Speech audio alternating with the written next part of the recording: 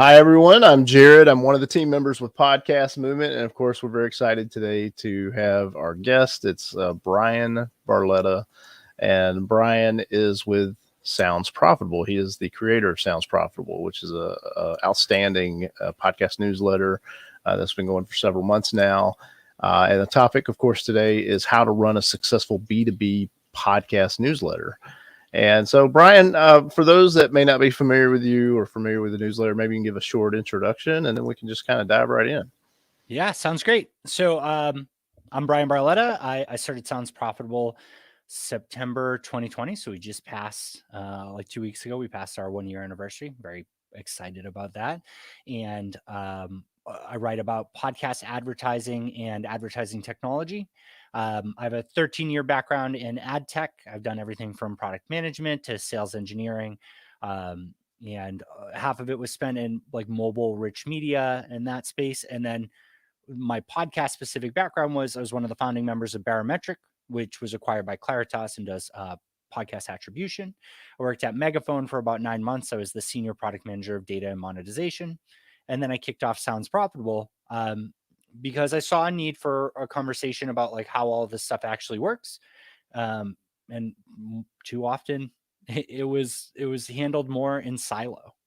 Every company was representing themselves and then talking only about what they did, and nobody was kind of weaving it together and helping someone figure out how it all actually works, which is key, and how advertisers can get involved in it. So today I'm really excited about this. It's very funny. We've been doing this a year. It Sounds Profitable, and I say we because it's always fun, especially when you're starting out something new, to inflate how many people there are. It's exactly me. I have tons of support, and we'll go over that too. But like, Sounds Profitable is just me.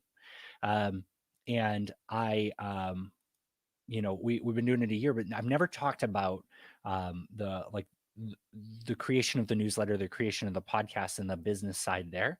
And so I'm excited to talk about it. Now, I don't have any slides to present, and I want to make that very clear that I don't always love the model of me standing up here and talking, and then at the end you save all your questions, or me presenting something. I'm not a guru.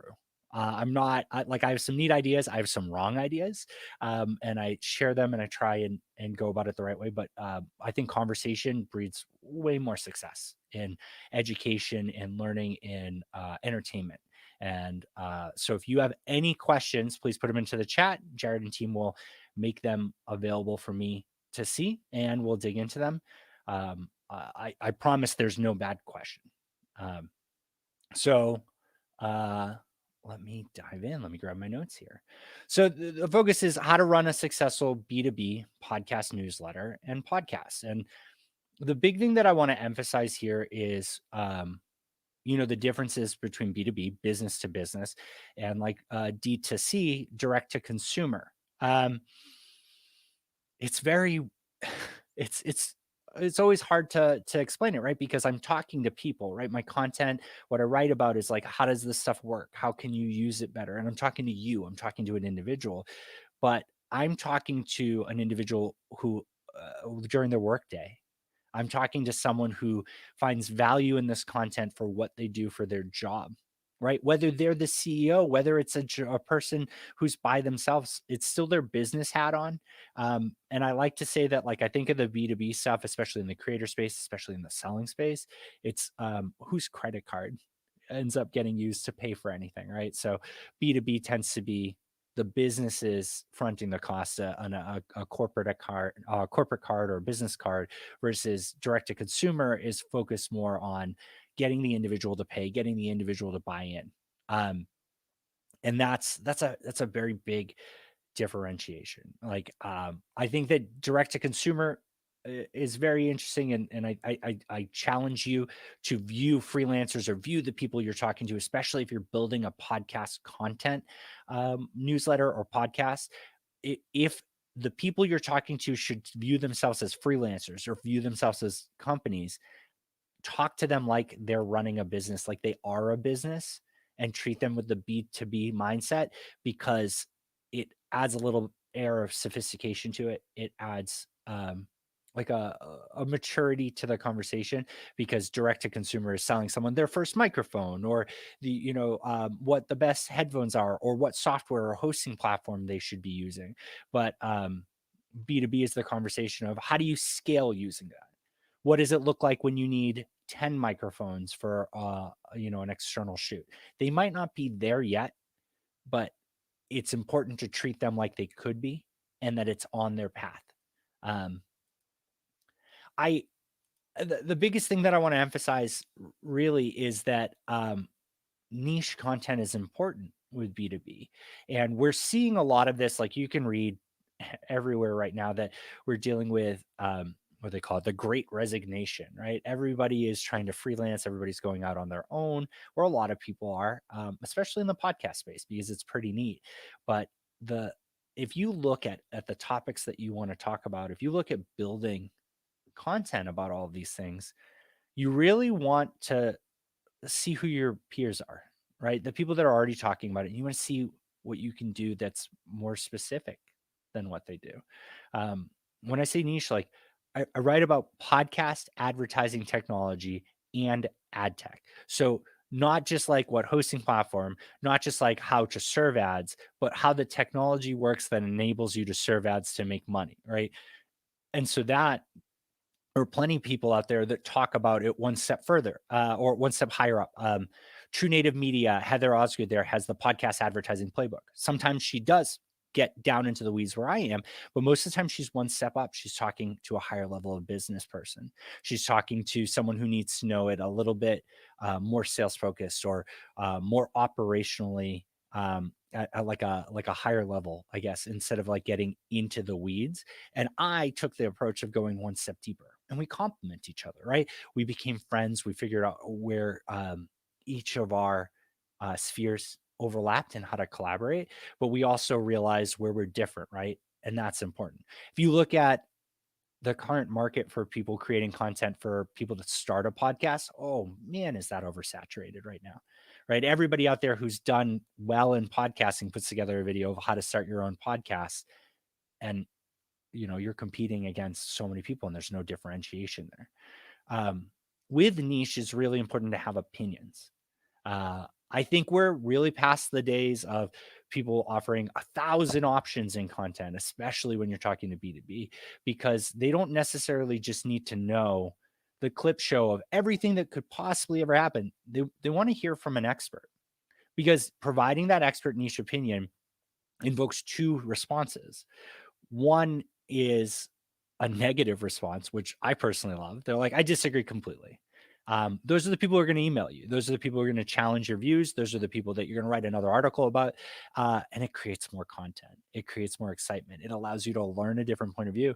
And even more so, it allows you to say like, hey, I don't know everything. Here's another article following up. I've learned even more. And I would like to thank this person for helping me learn that. And the other one is they say, I agree with it fully. And with that mindset, they take that and they embody it. And that can lead to more things, right? And we'll get to that in a second, right? Especially if your content resonates with someone, where does it go next? Once you figure out that type of content, like what's really important for you to create, you need to figure out what you're good and you're bad at. This I'm great at, right? I got the headphones on. I look like a podcaster. I bought all the equipment. And that's awesome. But I don't edit my podcasts. I found a friend who is very skilled at it, and I helped him get more skilled, and he edits it, and I pay him for that. And when I started, I paid at a loss, right?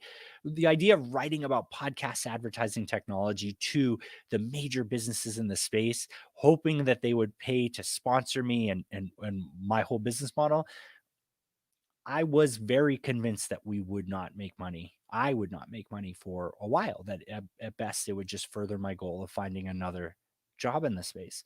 But I knew that if I was bogged down 3 hours per podcast or more, definitely more because I'm bad at it, editing my podcast, or if my podcast sounded like I edited it and had no right editing it, it would detract from the value that I bring to the table. And my value is the thoughts. My value is the content. My value is speaking into the microphone, talking to people, writing articles about it.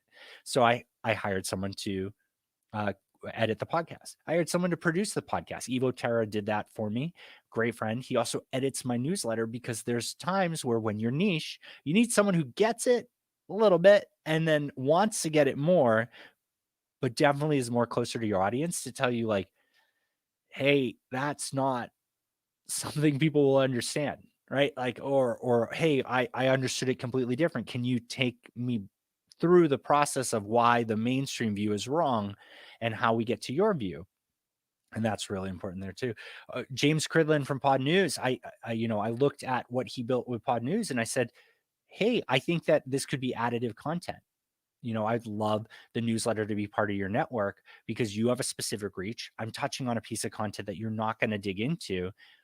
Can we make this work? And, I provide a percent of my revenue for that. And these are all things that you just kind of figure out where you're good at. Ariel Nizenblatt is literally the reason I'm here because I hired her to handle social media and to handle helping me get more speaking engagements and interact with more people because I, again, feel very comfortable on the microphone, feel very comfortable talking about this, but you'll notice I don't have any slides.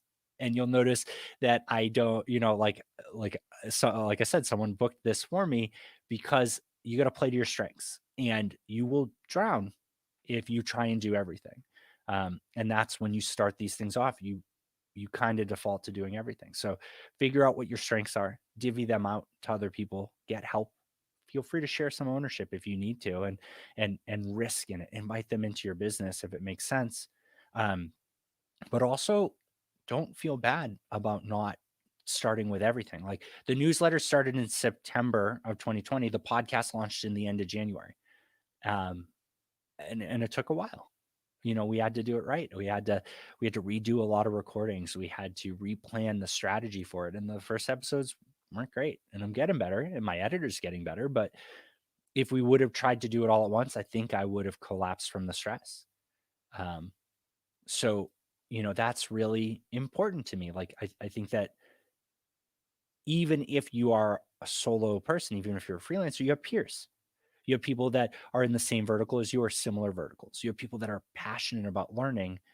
Talk to them, ask for help, ask them what their help costs. Always value people's time, and just make sure it works for you. But understand that at some time, building, a successful content stream or successful anything and company costs money. We tend to forget that in podcasting and in newsletters because it's so easy. You just put it out there, but your time is worth money. Other people's time is worth money. And if I told you I was going to go start a restaurant, and I said, oh man, in the first 6 months, I didn't make any money. I just lost money. You'd respond knowingly that that's the way it is, right? Sometimes people tell you it's years before they even break even, and that's expected and that's understood. We don't give ourselves that leniency in these spaces because for many of us, we don't have that to fall back on. And we have to realize that sometimes we have to treat this like a bigger business and take a risk or ask for investment or any of those things that do come from privilege, but are important to keep in mind. But the biggest thing that I want to emphasize with starting a B2B podcast newsletter and podcast itself is determining your revenue model. I think that the more niche you go in, the more business you go with anything, you only hurt yourself by limiting your audience. So Sounds Profitable is completely free, right? If you look at Hot Pod News, there's like a paid version to get more content. I evaluated that. Like the stuff that I'm creating does have tons of value, but when I think about it, I don't want the individual to pay because I exclude by doing it by pay the people who can't afford it themselves or the people who can't get permission for their company to expense it. You reduce your distribution, right? Someone can't share your content if it's paid, or worse, they share it and then no, that person doesn't pay. So you have to figure out your model, right?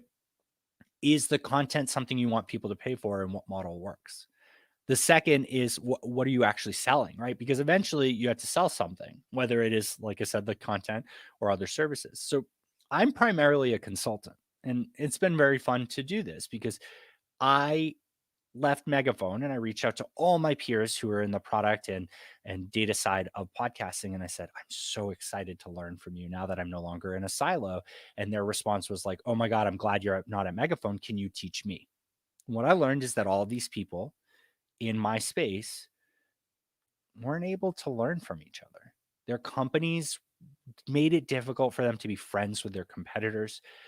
They were only able to learn about what was happening internally and sometimes very incomplete. And I had the opportunity to just connect the dots. So I just started talking and I saw the similarities between everybody. And I started writing about that, right? All the pain points and the things that we can solve together. And I started sharing the solutions.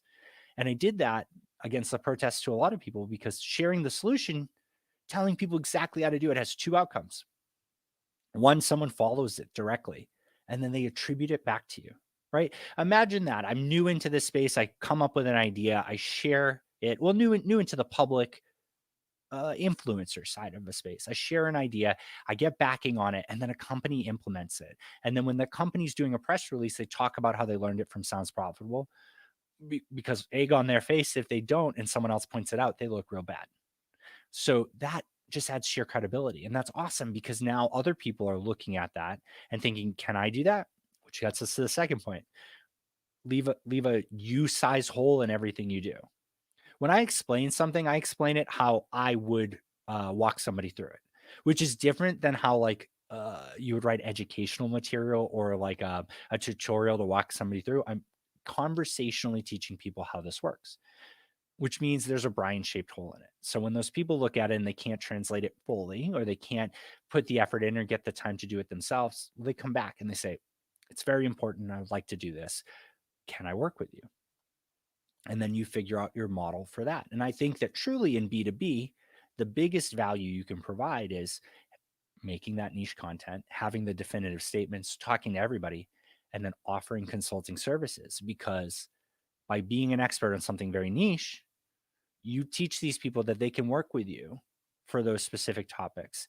And they don't have to hire somebody full time at a very high salary for that specific thing and then let them go or try and figure out where else they fit. And more often than not, most of the people that I've worked with who thought it was going to be a short period of time, they keep finding things to talk with me on. The last part about that, like on monetizing and figuring it out, is in podcasting and in newsletters and everything, CPM, cost per 1,000 impressions, is what we default to on everything. And that's selling ads. And in B2B, I don't feel you need to sell ads. My model is sponsorship based. The way it works is that there are people whose logos, the companies, right? And their logos are placed at the bottom of every page on soundsprofitable.com. You hit refresh, it'll rejigger the order. Every email that comes out, it's a different order. And it's a way of saying thank you. I shout out to them in the newsletter, I shout out to them on the article. And then I do it in the podcast through dynamic ad insertion so that everybody only hears one, but it's a different one for every download. And then I do 1 hour of consulting with each of them. And I bundled it together. So that's sponsorship. I have 3,500 total subscribers to Sounds Profitable. I average about 1,200, maybe 1,500 downloads a month on the podcast. But I'm the only one talking about it at this degree. And I'm the only one that's completely independent and doing the consulting. And I have 60 sponsors, right? And the sponsorship, it's completely public information, which is also something that I think everybody should be very comfortable with sharing, is put your pricing public, right? If you hide it, it doesn't look great, but put it public. Now, mine has been talked about in articles. We're working on a page where it's $500 a month to sponsor Sounds Profitable. And I set those prices when I started, when we had 0 subscribers, and I've kept them the same because it's the value I bring. And I continue to add more benefits to the sponsors. So they all find value in that. And that's about endorsement of my content, something that they can use internally to learn from, something that they can share with their clients when they're trying to solve a problem, and they can feel comfortable that they're associated with it. And then it's about the ability for me to create more content because of them, which I shout out to them whenever I can. Ariel, the advantage of working with someone in social media is that she's following all of their accounts. So when they talk about something cool or when they're mentioned in pod news or in other spaces, we make sure to call them out and highlight them to my audience now because they're sponsoring me and the messages they bring are about my niche content anyways, because they're in the same space. And it's just, if I went by a cost per 1,000, my prices don't work for a lot of people. But I don't report on impressions for those sponsorships. I don't report on clicks. I don't guarantee anything except the fact that this is valuable business material internally and externally. This is valuable access to my time, and I create a gap for further consulting time. I don't offer an in between where someone can just buy hours. You make that gap so it's wide enough that it's valuable for these people. And then you just stand by it. And let me tell you, the first couple of months were very rough. I think the first 3 months it was under. I had a company I worked with, Podsites, who backed me from the start, and it was very nice of them. And that was how I paid my insurance bill for my family. I have 2 kids, and that covered that.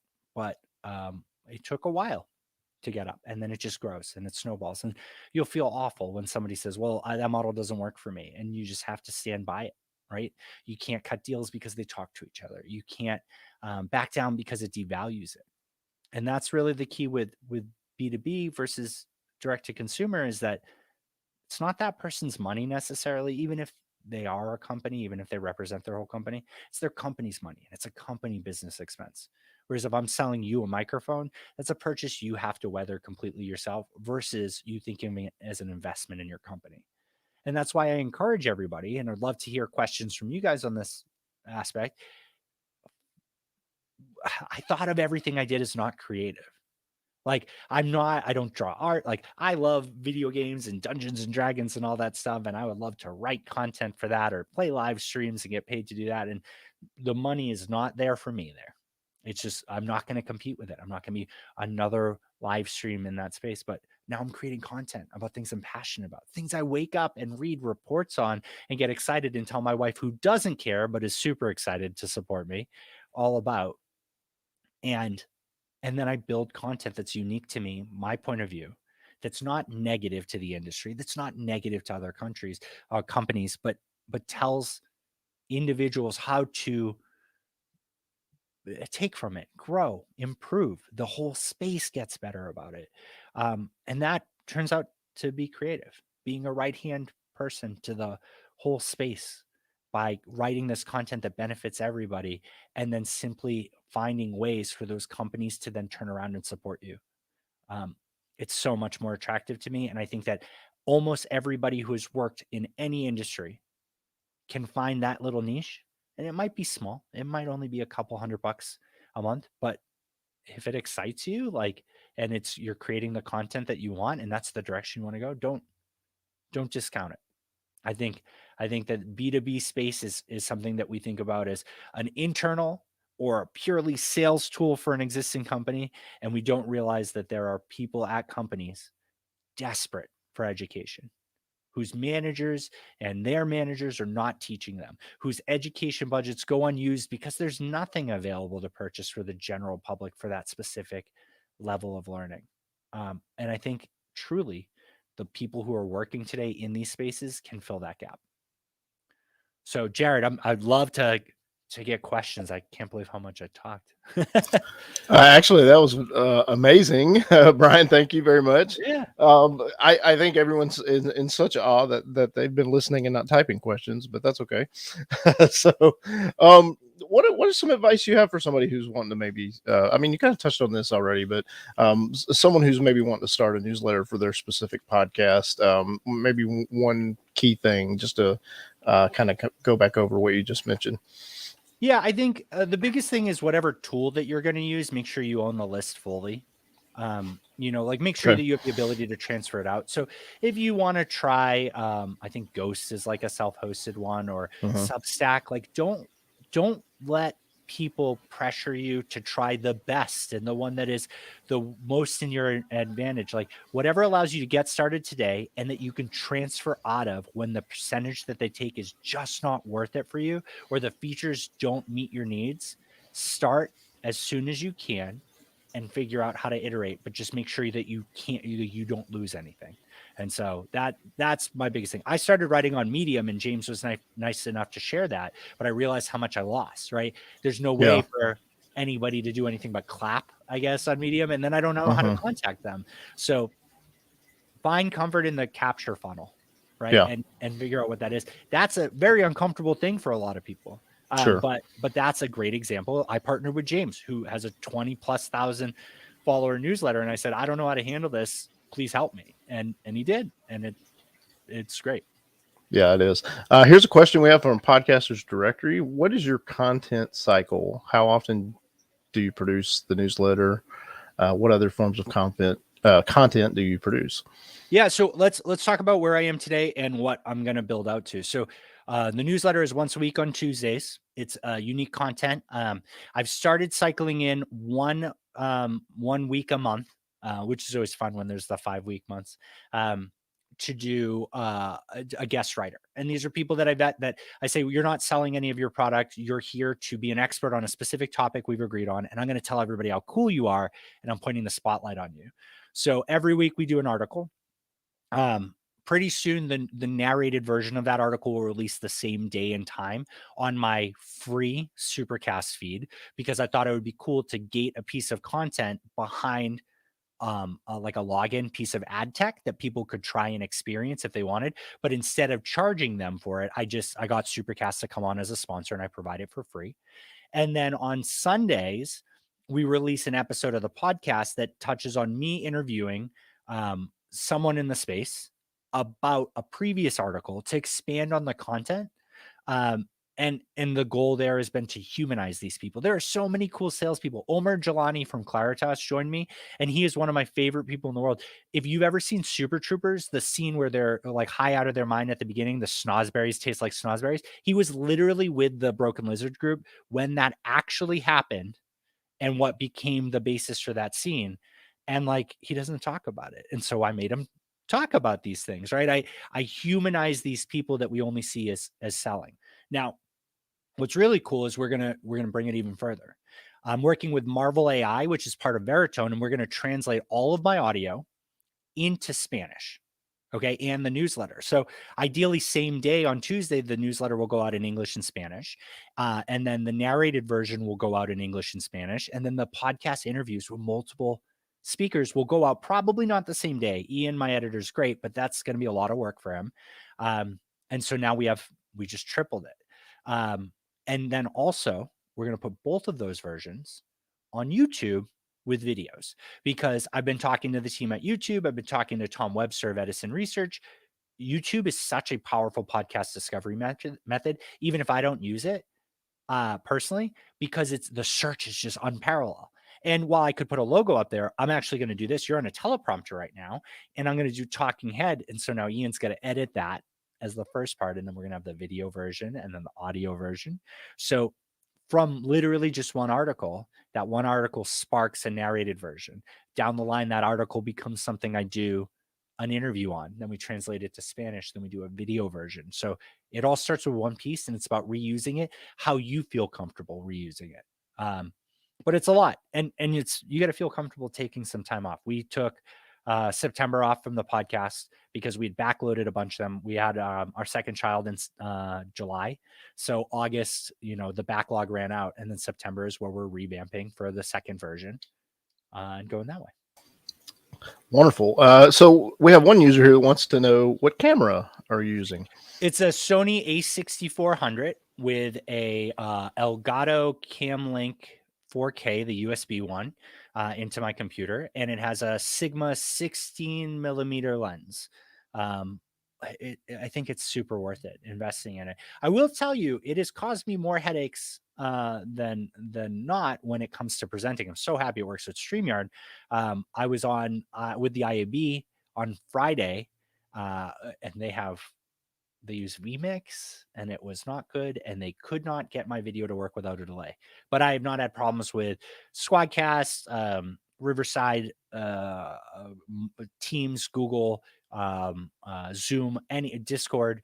It's worked for all of those. I highly recommend, if you're going to be on camera a lot, do it. You can also put together a really cheap teleprompter. There are like 11-inch ones that you can do on Amazon. And it's super worth it, because I will tell you fully that like these headphones aren't great. They bleed into the microphone. I need to get a different ones for this setup. I don't start a call without the first 5 minutes of it being like, oh, wow, real serious podcast setup. You look so great. You sound so great. It's the new suit. And I firmly believe that if you have the ability to invest in it, do it. I love that. The new suit. Um, Here's a great question from Amit. How do you get company interest without experience? Hmm. I think I think that you I think you got to work in the space and you got to meet the people and you got to reach out to them and talk to them, or you talk about their products, right? Or you talk about interesting things about it. Podcasts are so interesting that they're like such a powerful sales tool. Invite them on your show, ask them questions about it, right? Figure out like I could ask any company in podcast ad tech to come on my show and talk to me about their product. A lot of them should not come on there because I will ask them questions that they're not prepared for, because a lot of podcast ad tech companies are not versed in it like I am. But if you know how to talk about the surface stuff, if you know how to talk about the business stuff, like reach out to them, record an episode. Maybe that's where you start on that. There's an area of business that you like, you want to focus on a niche question, you want to solve a specific problem. Just reach out to them cold, because that's marketing for them. That's free advertising, right? It's I would shoot your shot, right? That's the thing there. But it does take a while to get them to want to spend money with you.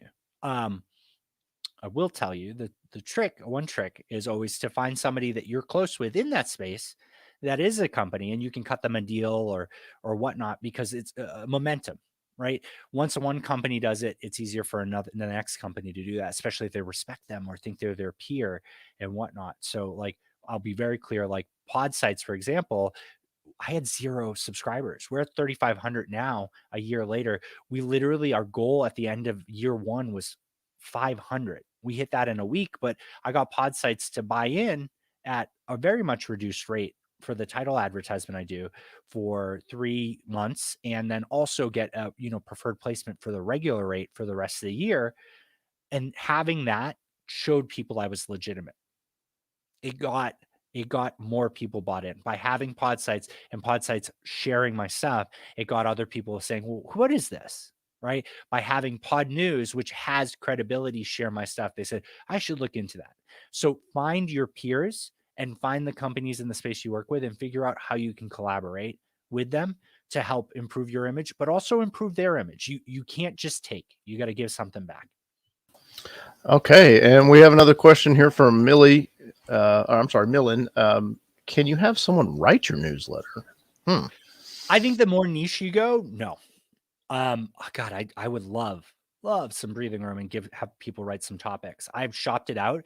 I've gotten awful responses back, because what you realize is if you go as niche as you should, you are the expert, right? If you have a peer that's writing the same content, go deeper. You can always go lighter, but it's harder to continue to go deeper. If I just talked about how microphones work, and then I build up a base of 1,000 people or more, and then I start talking about like how valuable tracking pixels actually are and the risks of privacy in them and how the GDPR IP regulation actually works, I'm going to lose all of my audience. I should, right? I jumped 10 steps to get there.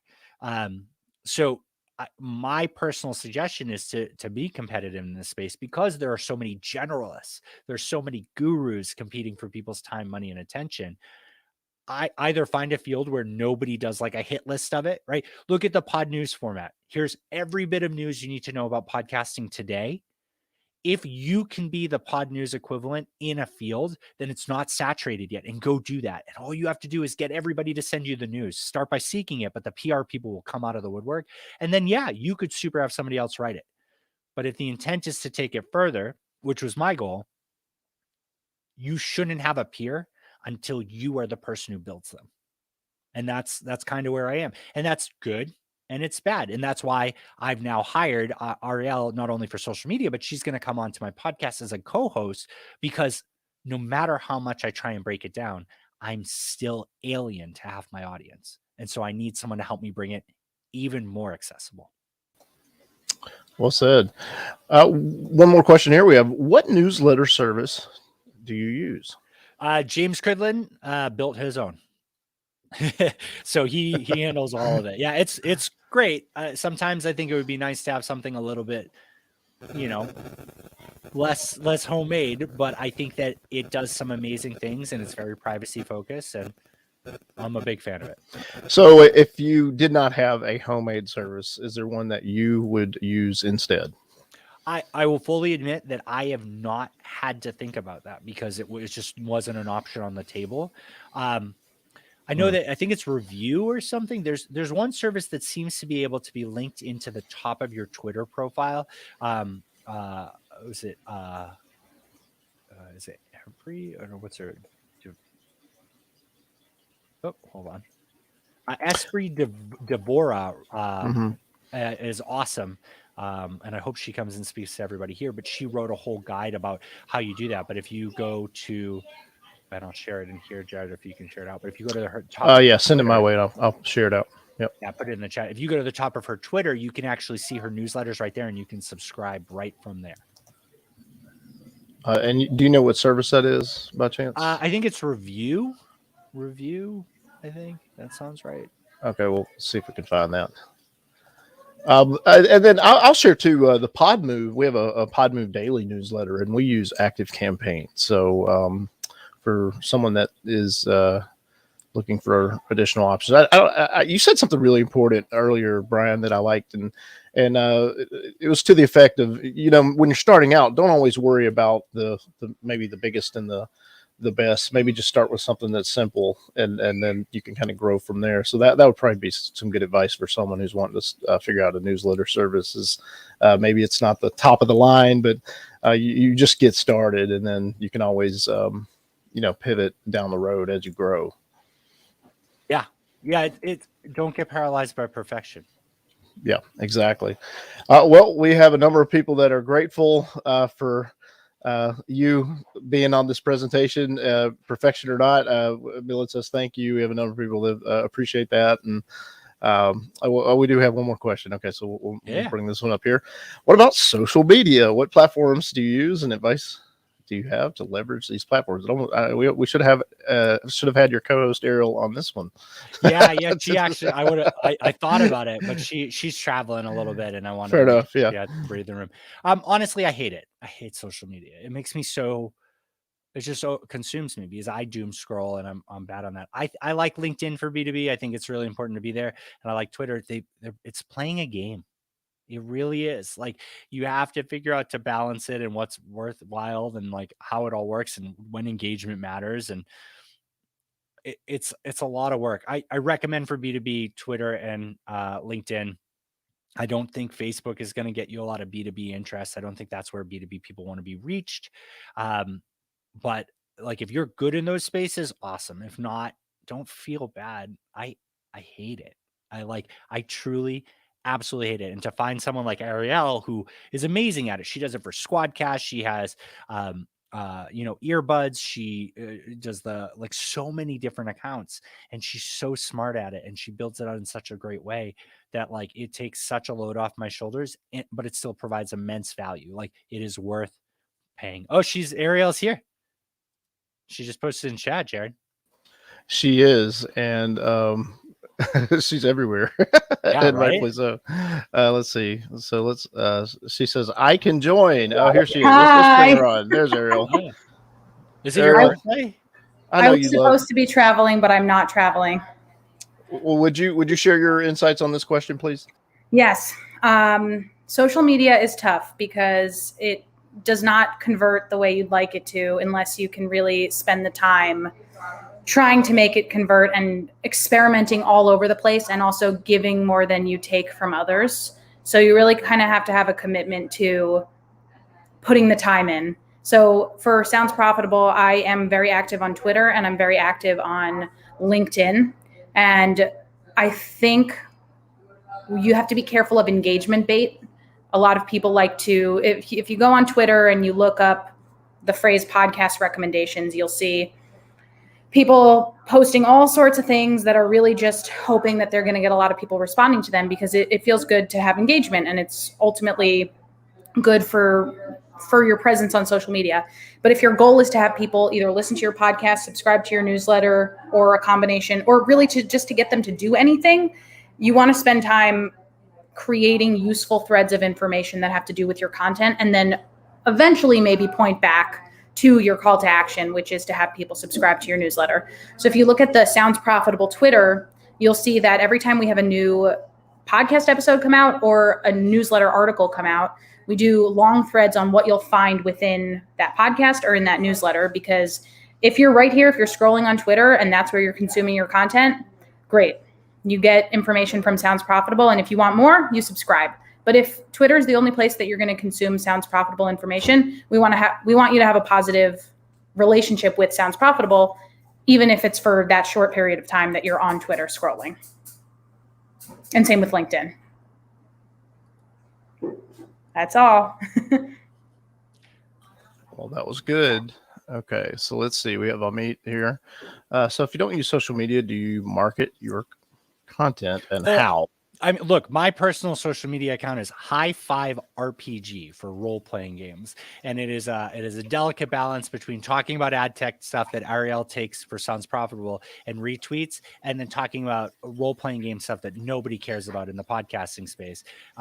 And that's what I just do for personal stuff, and I don't love it, and I find myself deleting the app and coming back to it.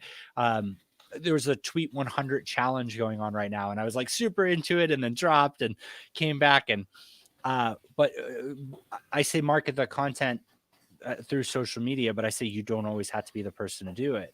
But it's also like, for me, I'll reach out to these companies, right? I will go present at something, and I'll just talk about it. And here's a great example. I have it open right now on our Slack. We get notifications every time someone subscribes.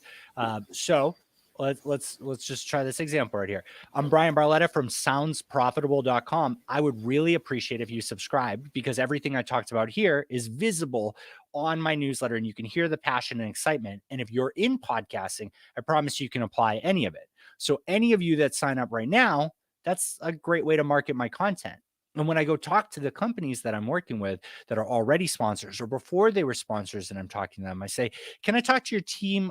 There's a topic I really want to hear their input on. And then I make sure to pitch myself, because it's the same thing, right? Twitter is an audience of people that have decided to follow you because they want your content. So is speaking.